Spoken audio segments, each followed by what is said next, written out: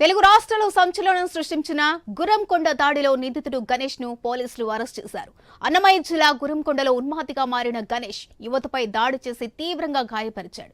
బాధితుడు ఆసుపత్రిలో చికిత్స పొందుతుంది. ఇక ఘటన జరిగిన 24 గంటల్లోనే గణేష్ ను పట్టుకున్నట్లు అన్నమయ్య జిల్లా ఎస్పీ విద్యాసాగర్ నాయుడు తెలిపారు.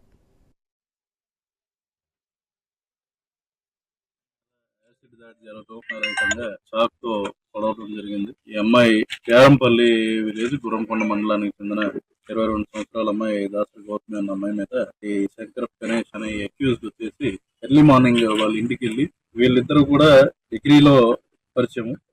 డిగ్రీ చదువుకునే సమయంలో ఉన్న పరిచయాన్ని బట్టి అమ్మాయిని వెంటబడి వేధించడం, అదే విధంగా ప్రేమించమని చెప్పి అడగడం జరిగింది. ఈ అమ్మాయి ఎప్పటికైతే ఒప్పుకోలేదు.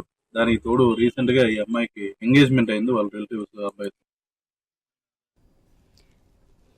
ఇక ఇదే అంశంపై సీఎం చంద్రబాబు కందుకూరు పర్యటనలో తీవ్ర స్థాయిలో స్పందించారు. మహిళలపై దాడులు చేస్తే ఊరుకునేది లేదని హెచ్చరించారు.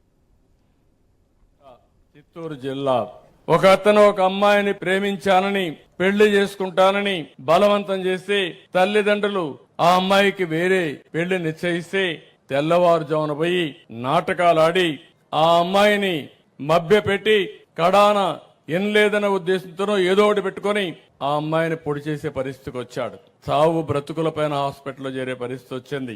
ఈ ప్రభుత్వం నేరస్తుల పట్ల కఠినంగా ఉంటాం, గుండెల్లో రైళ్లు పరిగెత్తిచ్చే విధంగా ఉంటాం.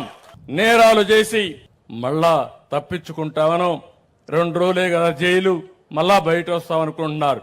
ఎవడైనా సరే ఆడబిడ్డలో జోలుకొచ్చిన ఎట్టి పరిస్థితుల్లో వదిలిపెట్టం ప్రజాహితం కోసం అని మరొక్కసారి మీ అందరికీ విజ్ఞప్తి చేస్తున్నాను.